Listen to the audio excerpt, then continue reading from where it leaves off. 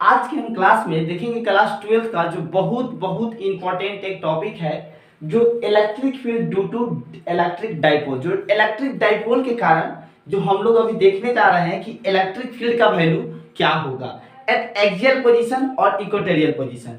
ये आपके बोर्ड में के लिए बहुत इंपॉर्टेंट है, यानी वीवीआई आप कहिए इसको, वेरी वेरी इंपॉर्टेंट है आपको बोर्ड के लिए।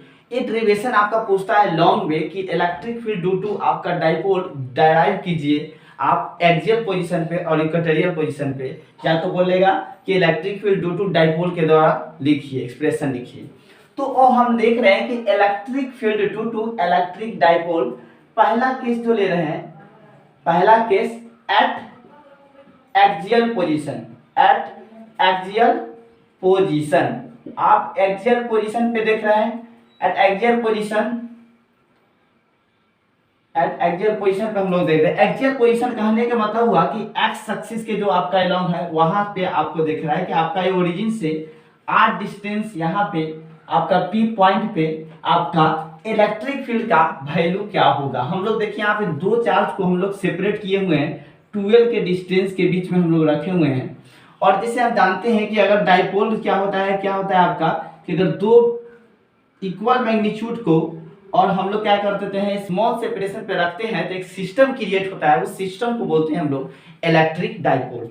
तो अब देखिए, और इलेक्ट्रिक डाइपोल का जो फार्मूला होता है मैग्नीट्यूड ऑफ एक चार्ज इनटू बीच का सेपरेशन, तो ये मेरा इलेक्ट्रिक डाइपोल होता था। तो वही पूछ रहा है कि electric field due to electric dipole, electric field का वैल्यू बताना है एट एक्सियल पोजीशन, ठीक है ना। एट एक्सियल पोजीशन पे आपको बोल रहा है आर डिस्टेंस फ्रॉम आर, ये जो आपको देख रहा है कि आर डिस्टेंस फ्रॉम ओरिजिन, ये ओरिजिन से आपका क्या कर रहा है कि आर डिस्टेंस पे क्या होगा। तो इस केस में हम लोग जब जा रहे हैं ड्राइव करने कि क्या होगा, तो देखिए यहाँ पे कि अगर हम इस माइनस चार्ज के द्वारा अगर इस पी पॉइंट पे इलेक्ट्रिक फील्ड पूछे आपसे कि इलेक्ट्रिक फील्ड इस माइनस चार्ज के द्वारा क्या होगा। हम लोग जानते हैं कि कोई चार्ज अगर कहीं पे रखा हुआ है तो क्या करता है अपने फील्ड में, ये आप मतलब अपने सराउंडिंग में एक फील्ड जनरेट करता है। तो ये भी एक चार्ज अपना सराउंडिंग में फील्ड आपका इफेक्ट दिखा रहा होगा, तो उसका इफेक्ट जो होगा इसके द्वारा जो डायरेक्शन होगा इलेक्ट्रिक फील्ड का वो क्या होगा, उसका डायरेक्शन इधर होगा, यानी मतलब क्या हो गया आपका इधर होगा, यानी E1 देख रहे हैं, इसके द्वारा देख रहे हैं तो E1 हुआ। क्यों? क्योंकि जहां पे निकालना रहता है वहां पे एक यूनिट पॉजिटिव चार्ज रखते हैं, ये नेगेटिव है पॉजिटिव क्या करेगा एक दूसरे को अट्रैक्ट करेगा, यानी प्लस को इधर खींचेगा, मतलब ये चार्ज इलेक्ट्रिक फील्ड इसके द्वारा इधर होगा। अब ये जो पॉजिटिव है, पॉजिटिव के द्वारा इसको रिपेल करेगा, मतलब इलेक्ट्रिक फील्ड का डायरेक्शन क्या होगा इधर होगा। यानी जब देख रहे हैं हम लोग तो एक दूसरे के दोनों चार्ज के द्वारा एक दूसरे के अपोजिट फील्ड जनरेट कर रहा है। तो यहाँ पे जो देखेंगे ये चार्ज ज्यादा फील्ड जनरेट करेगा तो ये चार्ज करेगा। तो हम ऑलरेडी जानते हैं कि जो चार्ज जिसके पास, जैसे चार्ज के जितना नजदीक हम लोग जाएंगे उतना ही फील्ड का स्ट्रेंथ ज्यादा होगा। तो ये चार्ज यहाँ पे ज्यादा फील्ड क्रिएट करेगा, ये कम करेगा।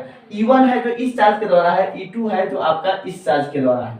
तो अब अगर आपसे हम पूछे कि बताइए कि नेट फील्ड क्या होगा, तो नेट फील्ड हम लोग जान रहे हैं कि आपका जो E2 का जो वैल्यू है वो ग्रेटर देन E1 से, तो नेट फील्ड क्या हो जाएगा E1 में, E2 में से हम लोग क्या करेंगे E1 को घटा देंगे।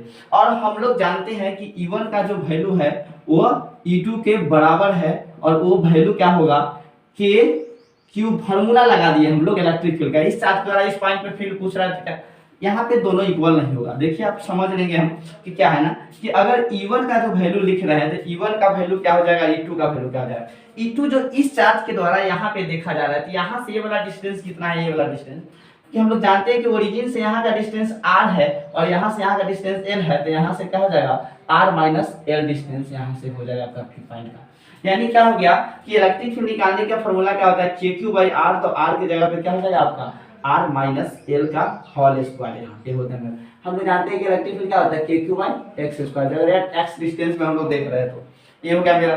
दूसरा चार्ज द्वारा देख रहे हैं, जब इसके द्वारा देख रहे हैं तो ये मेरा E1 का वैल्यू यहाँ से यहाँ का डिस्टेंस जब देख रहे हैं तो क्या है, ये मेरा हो गया L और ये हो गया L, और यहाँ पे देख रहे हैं तो डायरेक्ट आप यहाँ से डायरेक्ट बोल सकते हैं कि L प्लस R हम लोग बोल सकते हैं यहाँ का, क्योंकि यहाँ से यहाँ R है और यहाँ से यहाँ L है, तो L प्लस R, यानी क्या हो गया KQ/R प्लस L का होल स्क्वायर, ये लिख सकते। तो यहाँ से आगे बढ़ाएंगे इसको हम, तो क्या हो जाएगा यहाँ से कि इसमें से अगर हम लोग के क्यू कॉमन ले ले तो क्या हो जाएगा, के क्यू बाहर आ जाएगा। और अब जब ये नीचे वाला टर्म को देख रहे थे, इसका एलसीएम जब हम लोग ले रहे हैं तो क्या हो जाएगा, R square minus of L square का होल स्क्वायर। तो जब इसका जब डिवाइड कीजिएगा तो इससे बच जाएगा आपको आर प्लस एल का होल स्क्वायर माइनस आपका आर प्लस एल का होल स्क्वायर माइनस जब इससे इसको डिवाइड किया जाए तो क्या हो जाएगा, आर माइनस एल का होल स्क्वायर। ये आपका बच जाएगा यहाँ से। अब इसको हम लोग जब आगे बढ़ाएंगे तो क्या हो जाएगा, के क्यू यहाँ से हो जाएगा R square plus L square plus 2QL minus of R square. देखिए यहाँ से कर दिए आर स्क्वायर, यहाँ से डायरेक्ट हम लिख रहे हैं, यहाँ से कर रहा है R square A minus B का होल स्क्वायर, क्या लिखेंगे आर स्क्वायर ये माइनस आर स्क्वायर और एल स्क्वायर माइनस में तो क्या हो जाएगा प्लस एल स्क्वायर और माइनस ऑफ 2AB लिखते हैं ना, मतलब तो यहाँ से क्या जाए माइनस माइनस प्लस, यहाँ क्या जाए प्लस RLB, ये हो जाएगा आपका और divided by R square minus L square का होल स्क्वायर।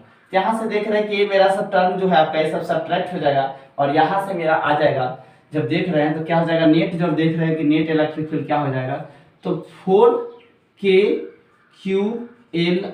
यहाँ से देख रहे हैं ना, यहाँ से आएगा 2 और 2 कितना आ गया 4 हो गया। यहाँ पे जो देख रहे हैं यहाँ पे जो R लिखे हैं तो क्या हो गया 2RL और 2RL 4RL और इंटू KQ मतलब 4KQRL और डिवाइडेड बाय नीचे में R square minus L square का होल स्क्वायर।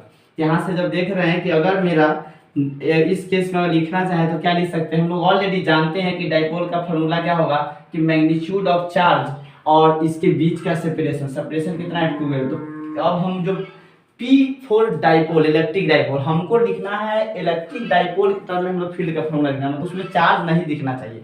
तो हम क्या करते हैं ना 2KQL को रिप्लेस कर देंगे किससे, P से, तो यहाँ से बच जाएगा 2KP और यहाँ पे R square minus L square का होल स्क्वायर। तो यहाँ से क्या हो जाएगा 2KP, ऊपर में एक आर भी बचेगा, यहाँ पे आर हो गया।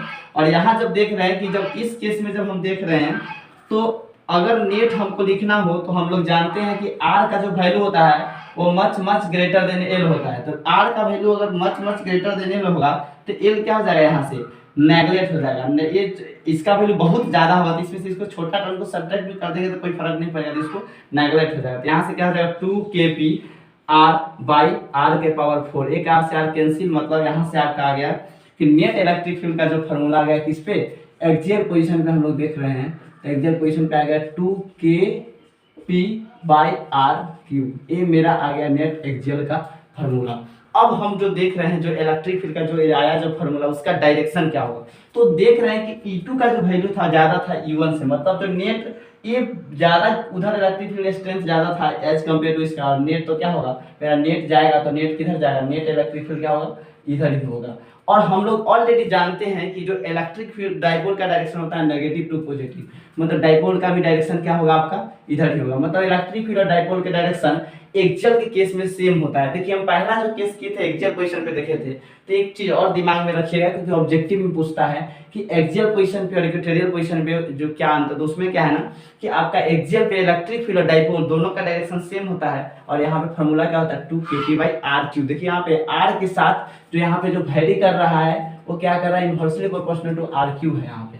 तो इसको क्या केस जो हम लोग देखने जा रहे हैं केस 2, तो देखिए दोनों में से कोई भी बोर्ड में पूछ देता है, इसलिए आप लोग ये नेक्स्ट देखने जा रहे हैं केस 2 कह रहा है कि electric field due to electric dipole at equatorial position R distance from origin. आपका इक्वेटोरियल मतलब आपका परपेंडिकुलर डिस्टेंस पे पूछ रहा है कि P पॉइंट पे आपका इलेक्ट्रिक फील्ड का वैल्यू क्या होगा डाइपोल के टर्म। डाइपोल क्यों बोले क्योंकि देखिए आप दोनों नेट चार्ज क्या हो रहा है 0 और इसको स्मॉल सेपरेशन 12 पे रखे हुए हैं, तो वहां पे क्या होगा सिस्टम क्रिएट होता है उसको डाइपोल बोल रहे हैं। तो यहाँ पे P पे पूछ रहा है तो इक्वेटोरियल है, एक्सियल मतलब इस एक्सिस पे बोलता। तो अब हम कैसे निकालेंगे, तो अब जब देख रहे हैं जब यहाँ से इस चार्ज के द्वारा जब इस पॉइंट पर फील्ड निकाल रहे हैं इस P पॉइंट पे, तो देखिएगा तो यहाँ से इसको जब ज्वाइन कर रहे हैं तो देखिए यहाँ से क्या होगा कि ये इसको रिपेल करेगा, यहाँ पे क्या होगा इलेक्ट्रिक फील्ड डायरेक्शन इसके लिए इधर होगा, इसको मान लेते हैं E1 और इस चार्ज के द्वारा ये जो देख रहे हैं हम लोग माइनस जो चार्ज है ये माइनस चार्ज के द्वारा क्या होगा अट्रैक्ट करेगा, मतलब इलेक्ट्रिक फील्ड का डायरेक्शन क्या होगा इधर यानी E2 है। तो ये मेरा है एक्सिस एक्स एक्सिस, ये मेरा है वाई एक्सिस। तो ये जो देख रहे हैं अगर मान लीजिए कि ये मेरा अगर थीटा है, ये अगर हम लोग थीटा ले रहे हैं यहाँ से जो देखिए ये अगर हम लोग मान लीजिए कि इसको हम लोग ले लिए क्या थीटा ले लिए, और ये भी क्या हो गया थीटा हो गया। अगर ये हम लोग थीटा मान रहे तो ये भी क्या होगा थीटा। फिर अगर इस तरह से अगर ये थीटा मान रहे तो ये भी क्या होगा थीटा, और इसके अपोजिट से भी क्या होगा थीटा। तो अब देखिए इस पी पॉइंट पे इस चार्ज के द्वारा देखिए हम लोग इलेक्ट्रिक फील्ड कुछ है नहीं। देखिए यहाँ पे दो चार्ज रखे थे, प्लस क्यू और एक यहाँ पे माइनस क्यू। तो यहाँ पे पी पॉइंट पे इलेक्ट्रिक फील्ड, तो ये प्लस के द्वारा इधर होगा और इसके द्वारा इधर, और दोनों जो इसका कुछ ना कुछ तो नेट निकलेगा ना। तो इसका हम क्या किए कंपोनेंट तोड़े कि इसका कंपोनेंट एक इधर आएगा, एक इसका कंपोनेंट इसका। कंपोनेंट तोड़ने के लिए यहाँ का एंगल चाहिए, तो वही एंगल के बारे में बता रहे हैं कि अगर मान लीजिए ट्रायंगल का एंगल थीटा है तो ये भी क्या होगा थीटा अल्टरनेट इंटीरियर से, और अगर ये थीटा है तो ये भी क्या होगा थीटा, और इसके अपोजिट से भी क्या हो जाएगा थीटा। तो इस E1 का कंपोनेंट इधर टूटेगा क्या E1 cos थीटा, और इस E2 का कंपोनेंट इस थीटा के साथ है तो इधर क्या टूटेगा E2 cos थीटा, और E2 का ऊपर क्या टूटेगा E1 का क्या टूटेगा E1 sin थीटा, और इधर क्या टूटेगा E2 sin थीटा।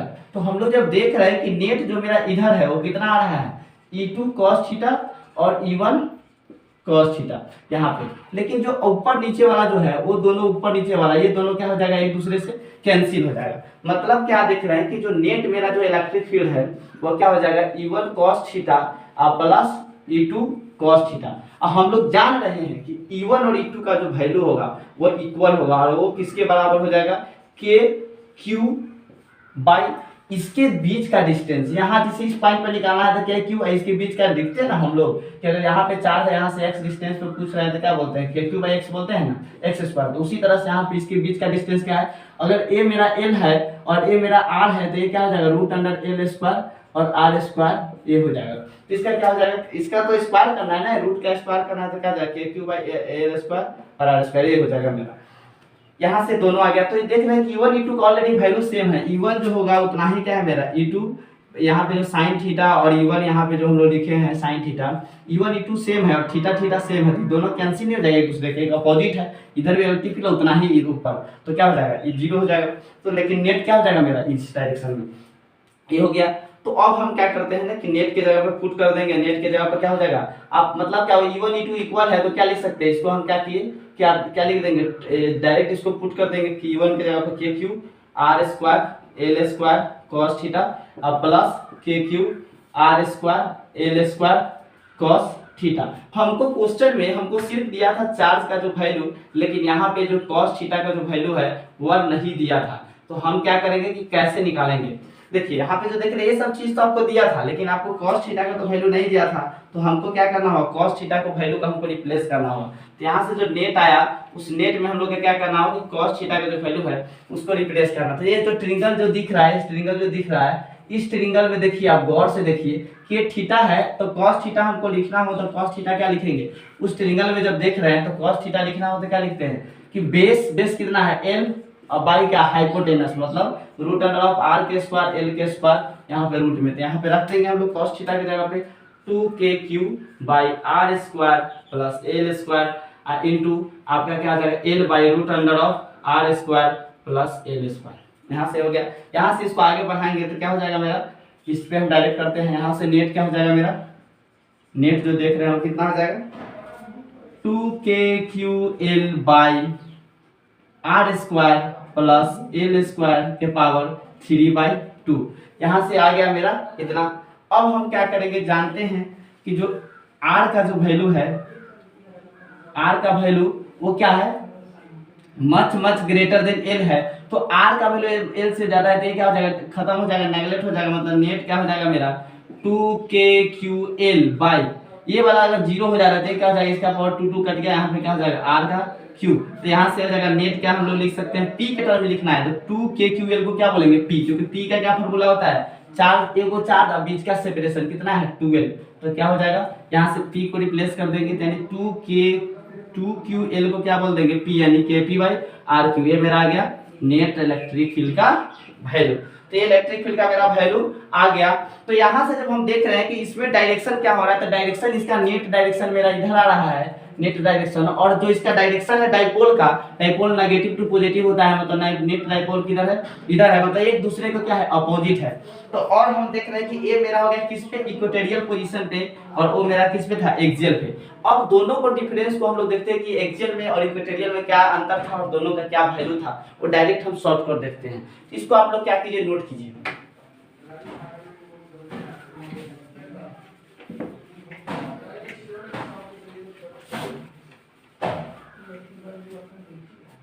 तो यहाँ पे हम लोग नोट करके कुछ पॉइंट लिख लेते हैं, क्योंकि ये ऑब्जेक्टिव के लिए लिख रहे हैं। ऑब्जेक्टिव में क्या है ना कि अगर एक्सियल पे जो हम लोग देख रहे हैं इलेक्ट्रिक फील्ड, तो क्या आया था, 2kp/rq आया था, और इक्वेटोरियल पे जब देख रहे थे परपेंडिकुलर वाला, तो क्या आया था, kp/rq आया था। इसमें जो था फील्ड और डाइपोल दोनों का डायरेक्शन क्या था, सेम था, और यहाँ पे क्या था, फील्ड और तुम्हारा जो है पी का, ये दोनों का डायरेक्शन क्या था, अपोजिट था। डायरेक्शन जो देख रहे थे वो क्या था, अपोजिट था। और यहाँ पे जो देख रहे हैं, यानी क्या कह सकते हैं इसको, कि जो इक्वेटोरियल पे जो है वो 2 टाइम्स क्या हो रहा है मेरा, जो इलेक्ट्रिक फील्ड किस पे है, एक्सियल पे, उसका हो रहा है। यहाँ पे देख रहे हैं हम लोग कि नहीं, यहाँ पे जो एक्सियल पे है आपका, वो क्या हो रहा है मेरा, इक्वेटोरियल के 2 टाइम्स हो रहा है। तो ये भी हम लोग बोल सकते हैं। तो इक्वेटोरियल मतलब क्या हो गया कि दो चार्ज को हम लोग यहाँ एक प्लस माइनस पे रख रहे हैं। डाइपोल की तरह कहने का हुआ कि अगर दो चार्ज को एक प्लस है एक माइनस वाला सेमी वाला तो रखते हैं, तो एक डाइपोल जनरेट होगा।